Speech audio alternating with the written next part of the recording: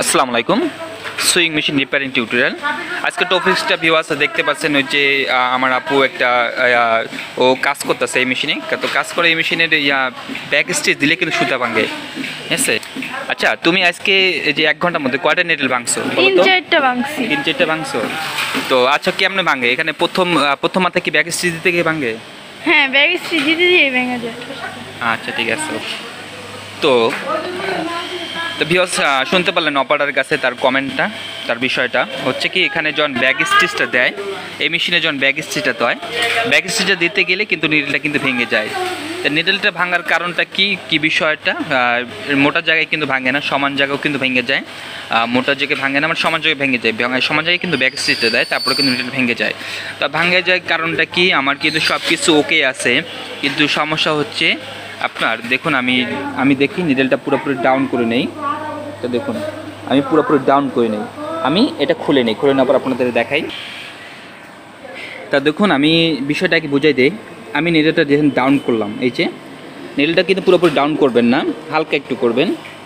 এই যে আমি হালকা একটু করলাম। তো এভাবে রেখে দেখতে পাচ্ছেন আমি নিডলটা এভাবে রাখলাম, পুরোপুরি কিন্তু ডাউন না। এভাবে রেখে আমি এখন এই যে ব্যাক স্টিচ লিভারটা, এই দেখুন এই যে ব্যাক স্টিচ লিভার, এই যে ব্যাক স্টিচ লিভার, এটা আমি চাপ দেবো এখন। তো দেখুন এটা আমি চাপ দেই, এই দেখুন চাপ দেওয়ার সময় দেখতে পাচ্ছেন আমার কিন্তু পুরো নিডলটা কিন্তু বাঁকা হয়ে যাইতেছে। দেখুন পুরো নিডলটা কিন্তু, এই দেখুন পুরো কিন্তু পুরো নিডলটা কিন্তু বাঁকা হয়ে যাইতেছে। তো বাঁকা হয়ে যাইতেছে কারণটা কি, সমস্যার কারণে বাঁকা হইতেছে। এটা কিন্তু কোনো বাঁকা হবে না, বাঁকা হলে বুঝুন মেশিনের সমস্যা আছে, তার মানে আপনার ক্যাম টাইমিং কিন্তু ওকে নাই। এরকম যদি হয় তাহলে বুঝতে পারবেন আপনার ক্যাম টাইমিংটা ওকে নাই। তো আপনার ক্যাম টাইমিংটা কিন্তু 100% ওকে করতে হবে। আপনার এরকম কিন্তু করবো না, আপনার এরকম করবেন, আপনার কিন্তু ঠিকঠাক মতো থাকবে। কিছু কারণে আমি আপনাদের দেখাই দেবো কীভাবে ওকে থাকবো। চলুন আমি দেখে নিই সমস্যাটা কোথা থেকে। তো দেখুন ভাই, আমি এই যে ফিটটা খুলে নিলাম আপনাদের বোঝানোর ক্ষেত্রে। তো খুলে নেওয়ার পরে আমি দেখুন এই যে নিডলটা ডাউন করলাম। নিডলটা ডাউন করার পরে আপনারা দেখতে পাচ্ছেন এই ফিডডকটা পুরাই কিন্তু আপ, অনেক কিন্তু আপ। তো এটা কিন্তু অনেক কিন্তু আপ, দেখুন দেখতে পাচ্ছেন অনেক কিন্তু আপ। এটা কিন্তু আপ থাকবো না, প্লেটের সমান থাকবো। এটা কিন্তু আপের কারণে কিন্তু, এই কারণে আপনার কেননা ফিডডক টাইমিংটা কিন্তু ওকে নাই। তা চলুন ফিডডক টাইমিংটা আমরা করে নেই। কীভাবে বুঝবো এটা ওকে আসছে কিনা, চলুন দেখে নেই। পিছনে চলে যাই। তো দেখুন পিছনে চলে আসলাম। তো আপনাদেরকে এই মেশিনটা তো দেখুন মডেলটা হচ্ছে জ্যাক A2S এই মডেলটা। তো চলুন পিছনে আসার পরে দেখতে পাচ্ছেন যে কাভারে স্ক্রুগুলো সবগুলো আমার খুলে নিতে হবে, কাভারটা খুলে নিতে হবে। কাভারটা খুলে নেবো এখন। তো দেখতে পাচ্ছেন আমি ব্যাক কাভারটা খুলে নিয়েছি। ব্যাক কাভারটা খুলে নেওয়ার পর আমার এটা খুলতে হবে, কেন আপনাদেরকে বোঝানোর জন্য আমাকে এটা খুলতে হবে। এটা কিন্তু ওয়েল যেন ওই পাশে আসতে পারে, এই সাপোর্টিংটা এই কারণে দিচ্ছে। তো এটা এখন খুলে নেব। তো খুলে নেওয়ার জন্য এখানে যে স্ক্রুপটা আছে, এই স্ক্রুপটা আমি কিন্তু লুজ করে দেবো। তা দেখুন এটা লুজ করে দিলাম। লুজ করে দেওয়ার পরে এটা এখন আমি খুলে নেই। তো দেখুন আমি এটা কিন্তু খুলে নিলাম। খুলে নেওয়ার পরে যে বিষয়টা আপনাকে বললাম যে ক্যাম টাইমিং ওকে নাই, কীভাবে বুঝবেন?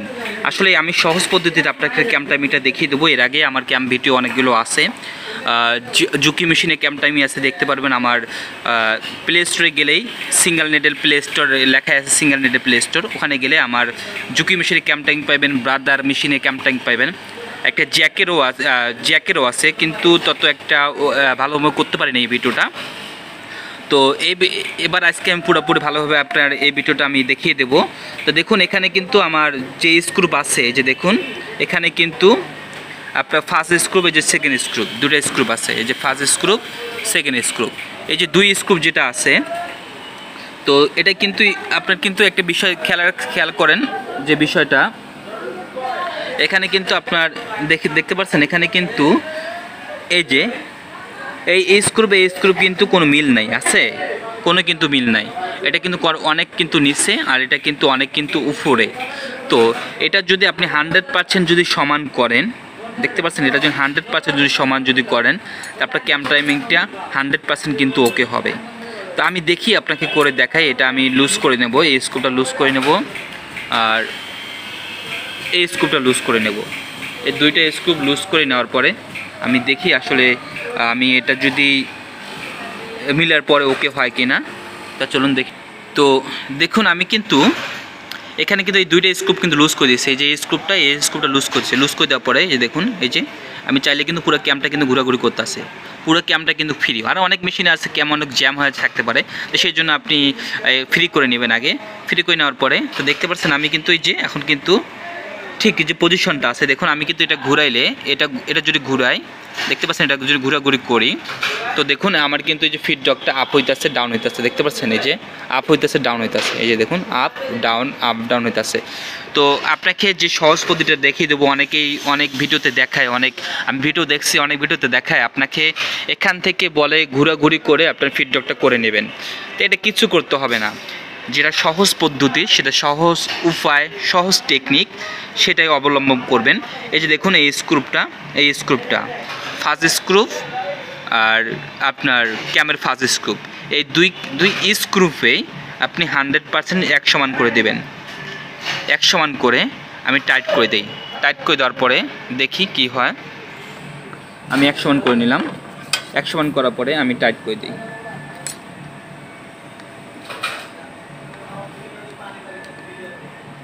টাইট করে দিলাম, টাইট করার পরে তা দেখুন এখন আমার ক্যাম টাইমিংটা দেখুন, আমার এই ফিডব্যাক টাইমিংটা দেখুন। এখন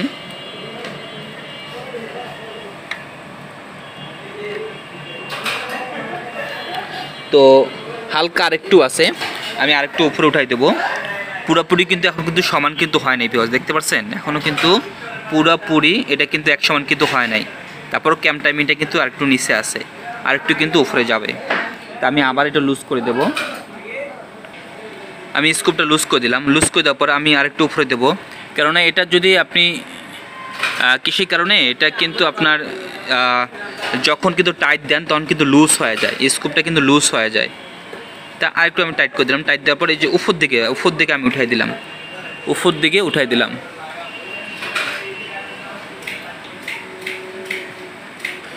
উপর দিকে আমি উঠাই দিলাম। তো হয়তো হালকা 19-20 করে দিতে পারেন। তা আমি 19-20 করবো না, আমি 100% করে দিলাম। তো দেখুন আমি 100% করে দেবো, এই যে 100% করে দেবো। আর একটু উপরে যাবে, আমি উপরে করে দিলাম, সমান করে দিলাম।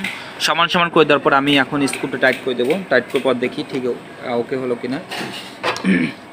করার পরে তো দেখুন আমার এখন দেখুন এই ফিডব্যাকটা দেখুন, আমি কিন্তু নিডেলটা সমান করলাম, করার পরে আমার ফিডব্যাকটা কিন্তু পুরোপুরি ইজিভাবে চলে এসেছে কিন্তু। তো দেখুন কোনো কিন্তু একদম সমান হয়ে গেছে, দেখুন দেখতে পাচ্ছেন আমার প্লেটের সমান কিন্তু হয়ে গেছে। এরকম প্লেটের সমান কিন্তু থাকবে ফিডব্যাকটা। যখন নিডেলটা দেখতে পাচ্ছেন প্লেটের যখন কাছাকাছি নিডেলটা যাবে তখন কিন্তু পুরো সমান হয়ে যাবে। তো আমার কিন্তু এখন সমান হয়ে গেছে। তো আমি এখন আপনাকে চেক করে দেখাই আমার টাইমিংটা ঠিক হলো কিনা, আগে কীরকম ছিল এখন কীরকম ছিল আমি চেক করে দেখাই আপনাদের। তো দেখুন আমি কিন্তু নিডেলটা কিন্তু ডাউন করে নিয়েছি, এই যে দেখুন আমি প্রেশার ফিটার লাগানোর পরে আপনাদেরকে দেখানোর জন্য দেখুন আমি কিছু ডাউন করে নিয়েছি। এই যে দেখুন নিডেলটা ডাউন করে নেওয়ার পরে আমি দেখুন এখন আমার ব্যাগের সিট লিভারটা চাপ দেই। এই যে দেখুন আমি কিন্তু আপনার কাছে কোনো প্র্যাকটিক্যাল আপনাদের দেখাবো, মিশা কথা বলবো না। দেখতে পাচ্ছেন আমার কিন্তু নিডেলটা নড়ে, কেন আপনারা হয়তো বলবেন মিশা কথা বলতেছে। দেখতে পাচ্ছেন এই যে এখানে লাগার পরে এখন আমি দেখুন আমি ব্যাগের সিট চাপ দেই, দেখতে পাচ্ছেন এক সুতটা কিন্তু নিডেলটা কিন্তু নড়বো না। এমনি থাকলে মনে করবেন আপনার ক্যাম টাইমিংটা 100% ওকে আছে। দেখতে পাচ্ছেন এক সুতাও কিন্তু নড়াচড়া করতে আসে না, তার মানে আপনার ক্যাম টাইমিংটা ওকে আছে, বুঝতে পারছেন? তো ক্যাম টাইমিংটা কীভাবে করতে হবে সেটা পুরো বিষয়টা বুঝতে পারছেন। আর মেশিনটা এভাবে যদি করেন তা আপনার কোনোভাবেই কোনো নেট ভাঙবে না, 100% মেশিনটা ভালো চলবে। তো ভিডিওটা যদি ভালো লাগে থাকে অবশ্যই লাইক দেবেন আর সাবস্ক্রাইব করবেন। তো ভালো থাকবেন, সুস্থ থাকবেন। ওকে, আল্লাহ হাফেজ, আসসালামু আলাইকুম।